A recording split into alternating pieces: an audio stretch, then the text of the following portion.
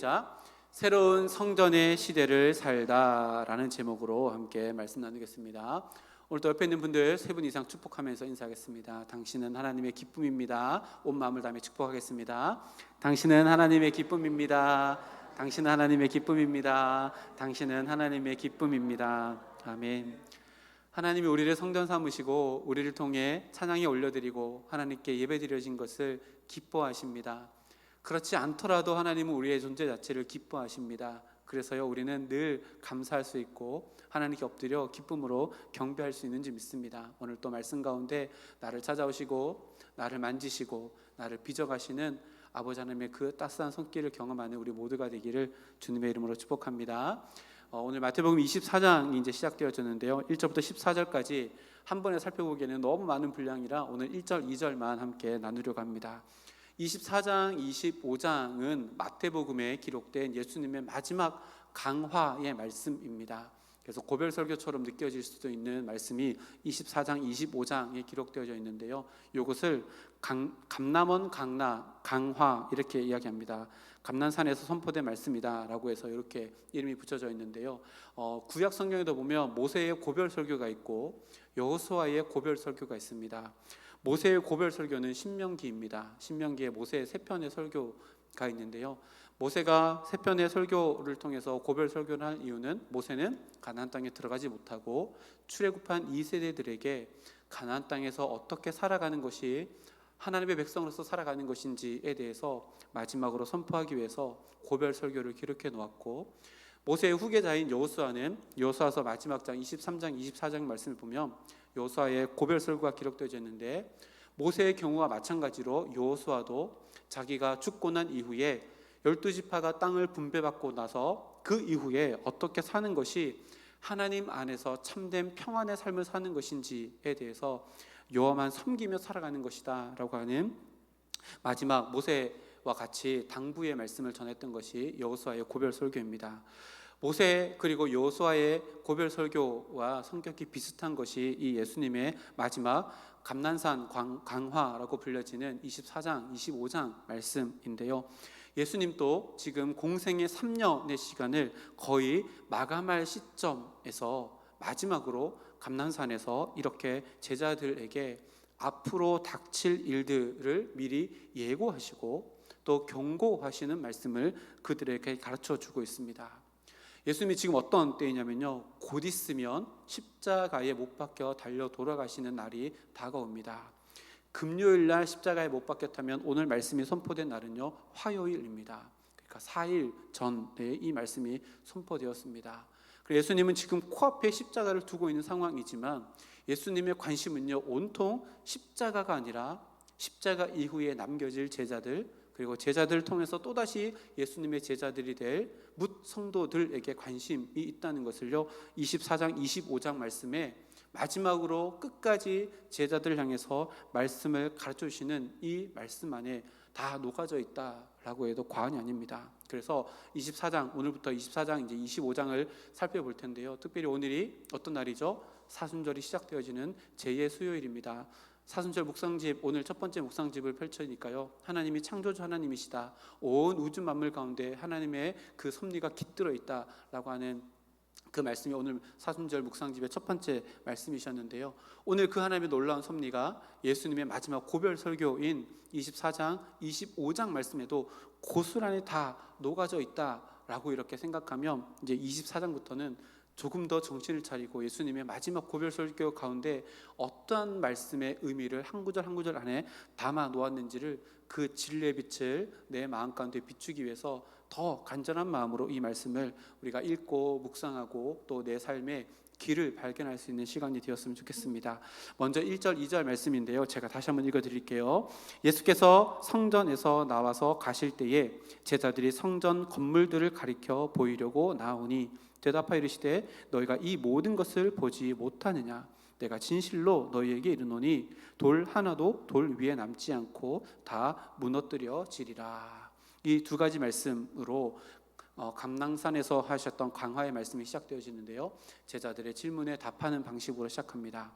마태는 이 감난산에서 일어나는 이 강화의 말씀의 시작의 배경을 자세하게 설명하고 있는데요, 예수님이 제자들과 함께 성전 안에 계시다가 성전으로 나올 때의 상황이라고 이렇게 기록합니다. 그리고 좀 전에 말씀드렸던 것처럼 이때는 십자가를 지시기 4일 전인 화요일에 있었던 일입니다. 그리고 그 전에는요, 성전 안에서, 성전 뜰에서 종교 지도자들과 많은 논쟁을 벌이신 이후에 이제 성전을 떠나가실 때다라고 이렇게 마태가 그 시점을 정확하게 기록해 놓고 있습니다. 이 동일한 사건을 기록한 마가의 기록을 보면 이렇게 기록하고 있습니다. 마가복음 13장 1절 말씀인데요, 예수께서 성전에서 나가실 때에 제자 중 하나가 이르되 선생님이여 보소서 이 돌들이 어떠하며 이 건물들이 어떠하니까. 이 두 가지를 마가의 기록과 마태의 기록을 비교해 보면 한 가지 차이점이 있는데요, 마가는 예수님께서 나가신다라고 하는 동사 하나를 사용했는데 마태는요, 나가신다, 나와서 가신다, 이렇게 동사를 두 개, 동일한 동사를 두 개 사용하고 있습니다. 이게 뭐 의미가 있을까라고 이렇게 그냥 생각하고 주석을 찾아봤더니요, 마가는 나가시는 그 장면만을 기록해 놓고 마태는 동일한 의미를 가진 이 두 개의 동사를 반복해서 쓰면서 예수님께서 그 성전을 떠나가시는 것을 강조하고 있다라고 이렇게 설명을 하고 있더라고요. 그래서 왜 이렇게 설명할까, 마태가 왜 이렇게 설명하고 있을까를 조금 더 살펴봤더니요, 마태가 지금 성전을 떠나가신다는 것을 동일한 두 개의 동사를 묶어서 반복해서 하는 이유는 예수님께서요, 십자가를 지시기 전에 그리고 그 사이에 다시 한번 성전을 찾는 것이 아니라 두 번 다시 성전을 찾지 않으신다는 것을 강조하기 위함이다라고 이렇게 주석에 기록되어져 있더라고요. 그럼 예수님께서 왜 이렇게 성전을 떠나가시는 장면을 마태가 강조해서 이렇게 쓰셨을까?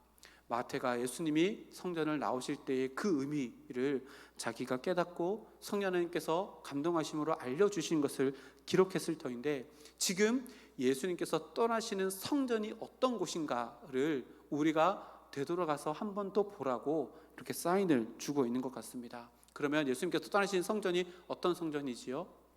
화려하고 웅장한 성전이지만 그 속에 있는 종교 지도자들은 온갖 외식으로 포장된 삶을 살아가며 예수님께서 말씀하셨던 것처럼 회칠한 무덤과 같이 살아가는 사람들, 자기 의로 똘똘 뭉쳐있는 사람들이 가득한 곳이 바로 성전이었고, 그 성전을 떠나가신다 두 번 반복하시며 이제 더 이상 예수님은 그 성전으로 돌아가지 않을 것이다 라고 마태가 이렇게 두 개의 동사를 기록하면서 반복해서 강조하고 있습니다.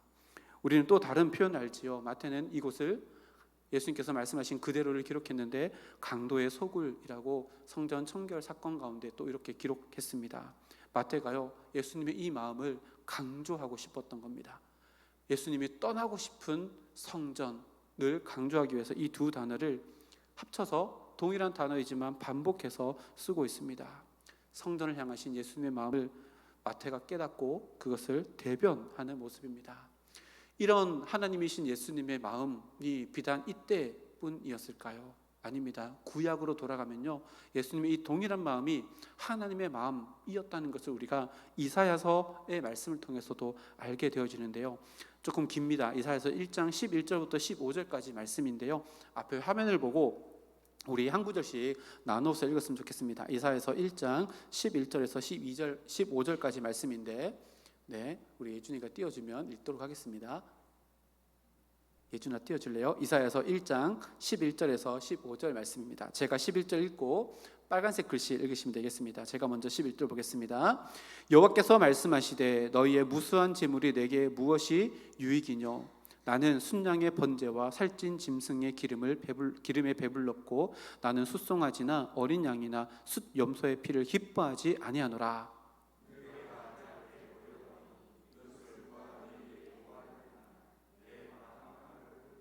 13절입니다. 헛된 재물을 다시 가져오지 말라. 분향은 내가 가증히 여기는 바요, 월삭과 안식일과 대회로 모이는 것도 그러하니 성회와 아울러 악을 행하는 것을 내가 견디지 못하겠노라.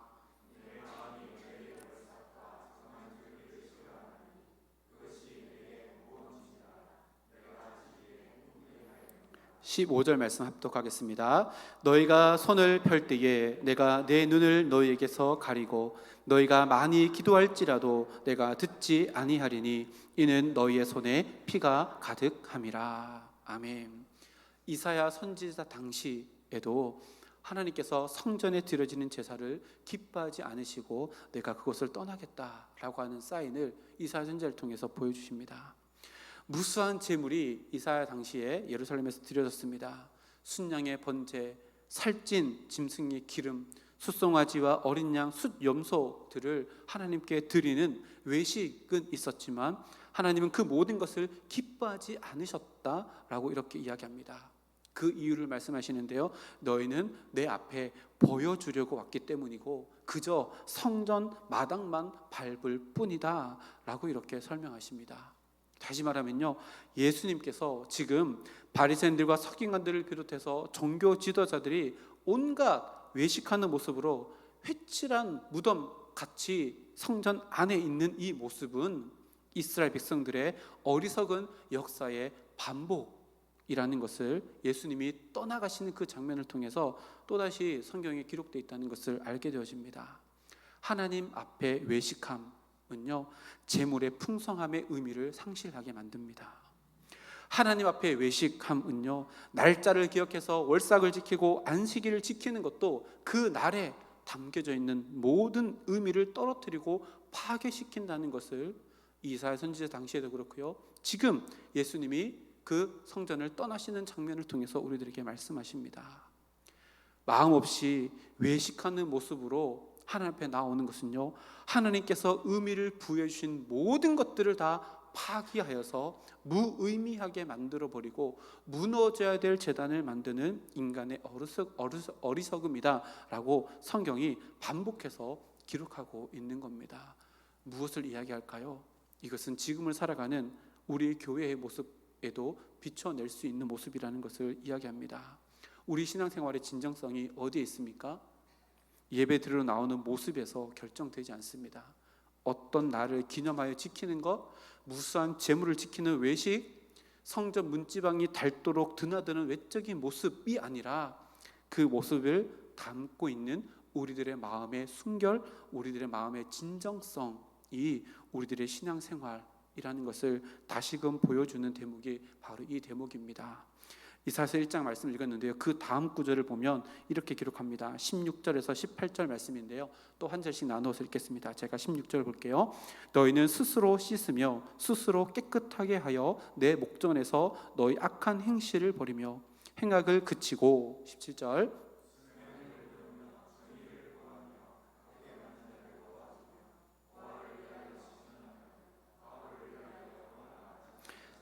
18절 말씀 합독하겠습니다. 여호와께서 말씀하시되 오라 우리가 서로 변론하자. 너희의 죄가 주홍 같을지라도 눈과 같이 희어질 것이요 진홍같이 붉을지라도 양털같이 희게 되리라. 19절입니다. 너희가 즐겨 순종하면 땅의 아름다운 소산을 먹을 것이요 20절 말씀입니다. 너희가 거절하여 배반하면 칼에 삼켜지리라. 여호와의 입의 말씀이니라. 아멘. 이 말씀을 보니까요, 여호와의 목전에서, 다시 말하면 하나님의 심판대 앞에서 하나님께서 변론하시는 것은요, 행위 그 자체에 보여지는 모습이 아니라 행위의 동기가 되어지는 예배자의 마음의 어떠함, 이것을 변론하자라고 말씀하십니다. 그래서 19절에 뭐라고 말씀하시냐면 하나님의 말씀을 즐겨 순종하는 마음으로 선을 행하고 정의를 베풀며 행한 모든 것들만 하나님께서 인정해 주신다라고 이사야 선지자를 통해서 말씀해 주십니다. 그러니 뭘 말할까요? 예수님께서 지금 성전을 떠나시는 이유는요, 예배의 행위가 없어서가 아닙니다. 예물이 풍부하지 않아서가 아닙니다. 예물도 풍부하고 또 예배도 제때 드려지고 모든 절기들도 다 지키지만 그것을 행하는 모든 마음의 동기, 중심이 하나님을 향해 있지 아니하고 자기 의를 향해 있는 종교 지도자들의 모습 때문에 그 성전을 떠나고 있다는 것을 마태가 이렇게 강조하며 우리들에게 보여줍니다. 다시 말하면 이것이요, 예배드리는 자의 삶의 원리이며 진리의 원리입니다. 마음으로 드려지는 예배, 예배가 되어질 때에 그 예배 모습이 어떠하든 그 마음의 중심을 하나님께서 받으시고 하나님께서 기뻐하신다는 말씀입니다. 그렇게 마태가 성전을 떠나신 예수님의 발걸음을요 그렇게 강조하면서 그것을 떠나신다 상황을 가르쳐 준 이후에 제자들이 어떤 모습으로 예수님께 나오는지를 1절 하반절에 기록하고 있는데요, 1절 말씀 다시 보면요, 예수께서 성전에서 나와서 가실 때에 제자들이 성전 건물들을 가리켜 보이려고 나오니. 무슨 말이에요? 예수님이 성전에서 나오십니다. 근데 제자들이요 뒤를 돌아보면서 예수님 저 성전을 좀 보십시오 라고 하며 예수님께 성전을 보여드리고자 하는 행동을 취합니다. 어떤 의도였을까요? 좀 전에 평행복문이었던 마가복음을 살펴봤는데요, 마가복음과 누가복음에 보면 이 구절을 조금 더 상세하게 기록해 놓고 있는데, 마가복음 13장 1절 그리고 누가복음 21장 5절 말씀을 보면 이렇게 기록되어 있습니다. 마가복음에는 예수께서 성전에서 나가실 때에 제자 중 하나가 이르되 선생님이여 보소서 이 돌들이 어떠하며 이 건물들이 어떠하니까. 누가복음에 보면 어떤 사람들이 성전을 가리켜 이 아름다운 돌과 헌물로 꾸민 것을 말하며 예수께서 이르시되, 더 구체적으로 기록해 놓고 있죠. 마가와 누가는요 마태보다 조금 더 구체적으로 기록해 놓고 있는데, 성전에 이루고 있는 화려한 장식들, 수려한 장식들, 그리고 돌들, 견고하게 잘 맞물려 있는 그 돌들을 가리켜서 예수님 이거 보십시오, 너무 웅장하고 너무 화려하고 정말 우리의 눈을 매료할 만큼 위대한 건축물이 아닙니까? 라고 하며 예수님께 보여주는 대목입니다. 그에 비해서 마태는요 성전 전체 건물을 뭉텅그려서 이렇게 이야기하고 있는데요, 성전 전체를 이야기하든 성전 하나하나 돌들 장식들 하나하나를 이야기하든 이들 제자들의 마음은 동일합니다. 눈에 보이는 성전의 위대함, 화려함, 웅장함 이런 것들을 예수님께 또다시 반복해서 언급하며 한번 보십시오 라고 이렇게 강조하려고 하는 제자들의 마음이 있다는 것을 이렇게 기록합니다. 실제로요 당시의 성전을 헤롯 성전이라고 하는데, 이 헤롯 성전은 예루살렘 안에 있는 건축물 중에 최고의 건축물이었습니다. 굉장히 웅장했고 굉장히 아름다웠습니다. 얼마만큼 아름다웠냐면 로마에서 예루살렘은 변방입니다. 근데 변방에 있는 한 건축물이 로마 본토에까지 소문이 날 정도로 굉장히 이 헤롯 성전은 웅장하고 화려하고 그 규모도 어마어마했다라고 이렇게 이야기합니다. 그 이유가 뭘까요? 헤롯이 유대인들의 환심을 사기 위해서 굉장히 많은 공을 들여서 지은 성전이기 때문에 그렇습니다. 이 성전 전에 있는 성전을 수르바벨 성전이라고 합니다. 두 번째 성전이고 헤롯 성전이 세 번째 성전이잖아요. 수르바벨 성전은요 바벨론 포로에서 귀환해서 와서 지은 성전인데요, 그때 기초를 놓을 때 이런 상황이 벌어집니다. 에스라서 3장 11절에서 13절 말씀인데 제가 읽어드릴게요. 모든 백성이 여호와의 성전 기초가 놓임을 보고 여호와를 찬송하며 큰 소리로 즐거이 부르며, 제사장들과 레위 사람들과 나이 많은 족장들은 첫 성전을 보았으므로, 여기서 첫 번째 성전은 솔로몬의 성전을 의미합니다. 첫 성전을 보았으므로 이제 그 성전의 기초가 놓임을 보고 대성통곡하였으나 여러 사람은 기쁨으로 크게 함성을 지르니 백성들이 크게 외치는 소리가 멀리 들리므로 즐거이 부르는 소리와 통곡하는 소리를 백성들이 분간하지 못하였더라. 수르바벨 성전은요 그 전 성전이었던 솔로몬 성전에 비하면 그 기초부터 너무나도 초라했습니다. 그래서 솔로몬 성전의 규모와 화려함을 아는 족장들 그리고 레위 사람들 많은 그 나이 많은 사람들은요 그 초라함을 보고 대성통곡을 했습니다. 그렇게 수르바벨 성전은 너무나도 초라했는데 그 성전을 증축하고 재건축해서 헤롯이요 어마어마하게 크게 화려하게 웅장하게 지었던 겁니다. 어느 정도였냐면요, 그 당시에 헤롯을 인정하지 않았던 무리들이 있는데 바리새인들입니다. 근데 바리새인들조차도 헤롯 성전을 바라보며 이렇게 아름답고 거룩한 장소는 이 세상에서 없다라고 바리새인들도 인정할 만큼 이 헤롯 성전은요 어마어마했습니다. 조금 더 상세하게 살펴보면요, 이 헤롯 성전은 BC 예수님께 태어나기 전 BC 19년부터 착공이 되어서요 AD 63년까지 거의 80년 동안 지어진 성전입니다. 예수님 당시에는요, 착공하고 나서 기록에 따라 다르지만 58년이나 62년, 즉 약 50년 정도 건축이 되어져 가고 있는 상황이었다고 합니다. 그래서 예수님 당시에는요, 성전의 본체 그리고 뜰까지는 완성해 있고 넓은 외벽들은 항상 한참 공사 중이었던 때라고 합니다. 그래서요, 보면 성전 본체와 뜰은 화려하게 다 장식되어져 있고 성전의 외벽은 큰 돌로 그것을 만들어가는 그 과정 가운데 있었다면 제자들의 눈을 현혹하기에 충분한 웅장하고 화려하고 아름다운 성전의 모습을 점점 갖추어져 가고 있었던 때라고 이렇게 알 수 있습니다. 그래서요, 제자들이 성전에 있다가 성전 밖으로 나오면서 그 화려함과 웅장함을 보고 예수님께 다시금 예수님 이 성전을 보십시오. 너무 웅장하지 않습니까? 너무 위대하지 않습니까? 라고 이렇게 이야기를 한 겁니다. 근데 돌아온 예수님의 대답이요, 충격적입니다. 2절 말씀인데요, 대답하여 이르시되 너희가 이 모든 것을 보지 못하느냐? 내가 진실로 너희에게 이르노니 돌 하나도 돌 위에 남지 않고 다 무너뜨려지리라 라고 2절 말씀에 이렇게 기록합니다. 먼저 예수님께서 무슨 말씀을 하시냐면요, 너희가 이 모든 것을 보지 못하느냐? 라고 이렇게 이야기합니다. 재밌지요? 지금 제자들은요, 보지 못함이 아니라 보았기 때문에 예수님께 말씀하시는데 예수님은 보지 못하고 있다라고 이렇게 이야기합니다. 어떤 의미일까요? 진짜 보아야 할 것을 너희가 아직도 보고 있지 못하느냐라고 하는 질문입니다.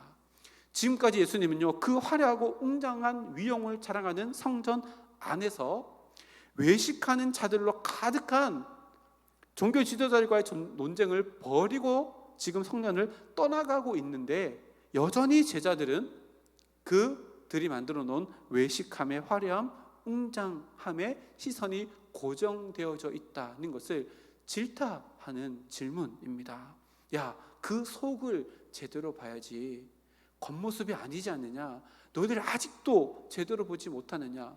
야, 회칠한 무덤, 그 속을 봐야지. 회칠한 무덤에 너희들의 시선이 멈춰져 있으면 안 된다 라고 그들의 마음을, 잘못된 시선을 폭로하는 질문임과 동시에 야, 실제로 제대로 봐야 한다 라고 가르쳐 주시는 초청의 메시지가 바로 이 질문입니다. 그리고 예수님은요, 그 초청은 다시금 성전으로 돌아갈 필요가 없다라고 하는 강력한 선포로 이어지는데 2절 하반절에 보니까 내가 진실로 너에게 이르노니 돌 하나도 돌 위에 남지 않고 다 무너뜨려지리라 라고 제자들이 이야기합니다. 무슨 말이에요? 이 성전으로 다시 돌아올 필요가 없다, 다 무너지게 될 것이다 라고 말씀합니다.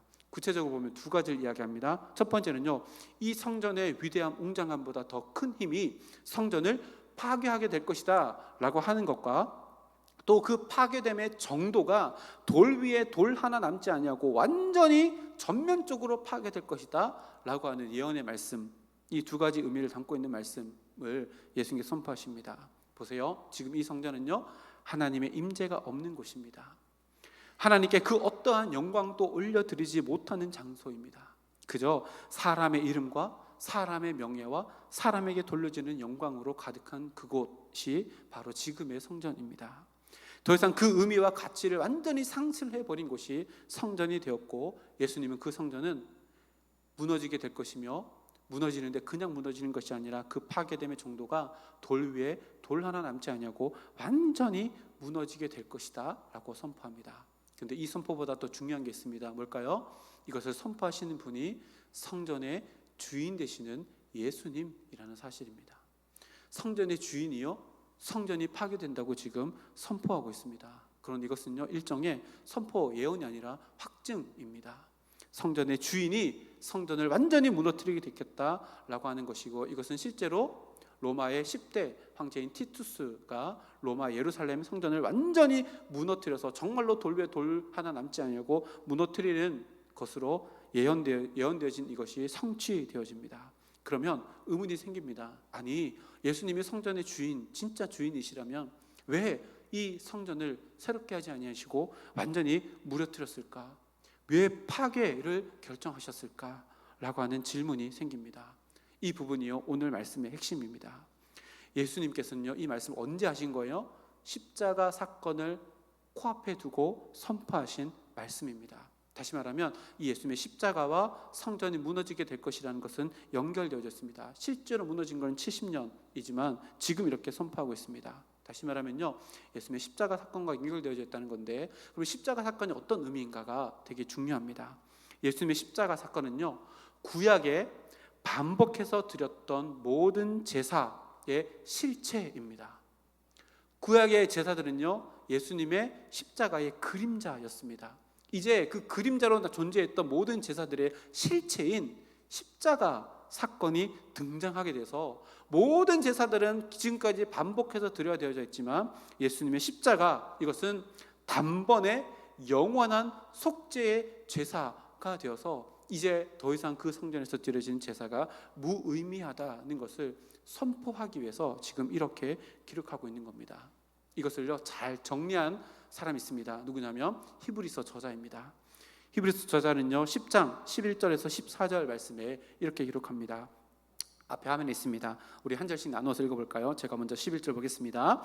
제사장마다 매일 서서 섬기며 자주 같은 제사를 드리되 이 제사는 언제나 죄를 없게 하지 못하였거니와,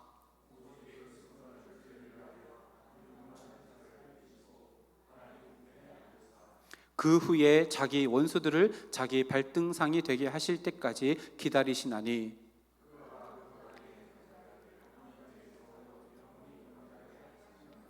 아멘.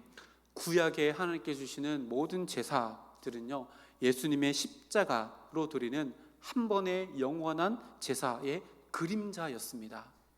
근데 그 그림자로 존재하던 것의 실체가 등장하니 이제는 그 그림자는 필요 없어지게 된다. 그래서 그 성전은 더 이상 의미를 상실하게 될 것이다 라고 예수님께서 선포하시는 장면이요 바로 이겁니다. 돌 위에 돌 하나 남지 아니하고 그 모든 성전이 다 지워지게 될 것이고 없어지게 될 것이다. 왜요? 진정한 실체인 예수님의 십자가의 아름다운 제사가, 영원한 제사가, 단번의 제사가 이제 완성되기 때문이다 라고 선포하게 되는 겁니다. 그리고 이 놀라운 신비로운 제사가 드려지는 새로운 장소, 새로운 곳을 또 성경은 우리들에게 이야기하는데요, 고린도전서 3장 16절 17절 말씀입니다. 우리 앞에 있는 화면 보고 두 절 말씀 함께 읽겠습니다. 시작. 너희는 너희가 하나님의 성전인 것과 하나님의 성령이 너희 안에 계시는 것을 알지 못하느냐. 누구든지 하나님의 성전을 더럽히면 하나님이 그 사람을 멸하시리라. 하나님의 성전은 거룩하니 너희도 그러하리라. 아멘. 사도 바울이요 고린도전서를 통해서 예수님께서 단번에 영원히 들으셨던, 영원한 제사로 들으셨던 그 십자가의 사건이 이루어지는 그 새로운 성전 장소를 곧 우리 심령이라고 성경에 기록합니다. 너무나도 놀랍고 신비롭고 감격스러운 선포의 말씀이 아닐 수 없습니다. 여기서 말하는 성전은요, 너희가 하나님의 성전인 것과, 이 성전은요 영어로 템플이 아니라요 성전 안에 있는 지성소를 말하는 단어입니다. 무엇을 이야기해요? 우리의 모습이 아니라요 내 마음속 가장 깊은 곳, 내 행위의 모든 행위의 첫 번째 동기가 자리하는 내 마음속 가장 깊은 곳, 그것을 하나님께서 예수님의 십자가의 제사, 단번에 드리는 영원한 제사를 드려지는 장소로 사용하신다라고 하는 말씀이 고린도전서 3장 16절의 말씀입니다. 그러니 우리는 어떤 존재입니까? 하나님께서 구약 성경에서 회막으로부터 시작되어지는 모든 그 제사, 성전의 역사의 일부분으로 우리를, 성전의 역사를 이루어가는 존재로 우리를 부르셨다는 너무나도 감격스러운 말씀이 바로 이 말씀입니다. 성전의 역사는요 그치지 않았습니다. 오늘 내 마음의 성전으로 그 성전 역사는 계속 이어져 가고 있다는 말씀입니다. 그래서 고린도전서 3장 17절 말씀에 누구든지 하나님의 성전을 더럽히면, 그 성전이 뭐예요? 내 가장 깊은 곳에 내 모든 행위의 근원이 되고 동기가 되어지는 그 첫 번째 원인이 있는 우리의 마음을 더럽히면 하나님이 그 사람을 멸하시리라. 그러나 하나님의 성전은 거룩하니 너희도 그러하라 라는 말씀을 우리에게 주시는 겁니다. 그러니요 하나님은요 우리의 마음에 또 우리의 것과 다른 어떤 외식도 하나님은 용납하지 않으시고 우리의 마음의 중심, 우리의 마음의 동기로 하나님께 거룩하고 순결하고 정결한 예배를 하나님께 드리기를 원하신다는 말씀을 성경 곳곳 가운데 우리에게 말씀하고 계시다는 것을 오늘 말씀을 통해서 깨닫게 되어집니다. 그래서요, 외식하는 내 모습이 있다면 이렇게 해야 됩니다. 돌 위에 돌 하나 남지 아니하도록 내가 내 영광과 내 의를 위해서 쌓아놨던 모든 것들이 완전히 파괴되어지고 무너지도록 날마다 기도해야 합니다. 이것을 제가 이렇게 표현했잖아요. 창조적 파괴가 늘 우리 마음 가운데 있어야 합니다. 무너지기 위한 파괴가 아니라요, 새롭게 세우기 위한 파괴, 창조적 파괴가 우리 마음 가운데서 일어날 때 우리의 마음의 중심에 최초의 근원되는 우리의 마음, 하나님 향한 그 마음에서 새롭게 쌓여져 나가는 아름다운 하나님의 성전의 역사가 우리의 삶의 일부분이 되어지고 우리의 삶의 전부가 되어지는 성화의 삶을 위해 날마다 오늘 하루를 살아가는 우리 모두가 되기를 주님의 이름으로 축복합니다. 새로운 성전의 시대가 예수님의 십자가로 말미암아 열렸습니다. 그 성전은 다름 아닌 우리의 심령 가장 깊은 곳입니다. 그 새로운 성전의 역사를 하나님과 더불어 주님과 더불어 성령의 예수님의 보혈의 피에 값에 우리가 힘입어 거룩하고 아름다운 모습으로 아름답게 써내려가는 우리의 삶이 되기를 주님의 이름으로 축복합니다. 새로운 성전의 역사가 나를 통해 이루어져 나간다는 것을 늘 기억하며 거룩하고 순결한 마음으로 매일매일의 삶을 살아가는 우리 모두가 되기를 소망합니다. 함께 기도하겠습니다. 하나님 감사드립니다.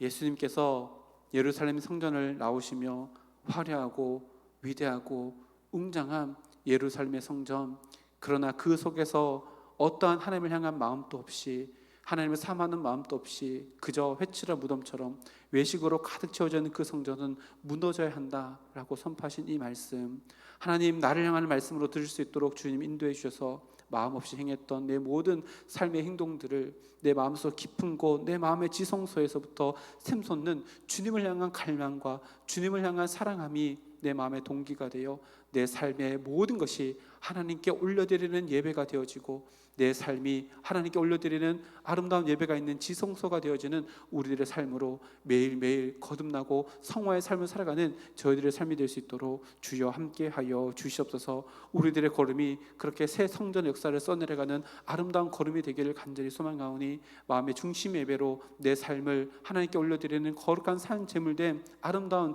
제사 예배가 될 수 있도록 주여 우리의 마음을 붙잡아 주시옵고 내가 속한 어떠한 곳이라 할지라도 그곳을 하나님께 올려드리는 예배 장소임을 늘 기억하며 마음의 중심으로 하나님을 찾으며 마음의 중심으로 내 삶을 기꺼이 하나님께 내어놓으며 내 시간도 내 물질도 내 에너지도 나에게 괴롭히신 모든 것들을 하나님께 기쁨으로 올려드리는 자원하는 제물이 되어지는 저희들의 삶이 될 수 있도록 함께하여 주시옵소서. 하나님 오늘도 이 말씀을 듣고 집으로 돌아가며 세상 가운데로 나아갑니다. 어떠한 곳에 있든지 내가 행하는 모든 것이 하나님께 영광을 올려드리는 하나님의 나라와 그 의를 구하는 마음의 중심으로 드려지는 삶임을 늘 기억하며 살아갈 수 있도록 주여 함께해 주시사 우리 성서중앙교회가 지금까지 걸어온 50년의 역사 그 위에 또다시 새로운 50년의 역사를 아름다운 역사, 하나님 역사로 써내려갈 수 있는 우리 교회가 되어질 수 있도록 주여 함께하여 주시옵소서. 모든 것 감사드리며 예수님의 이름으로 기도드립니다. 아멘.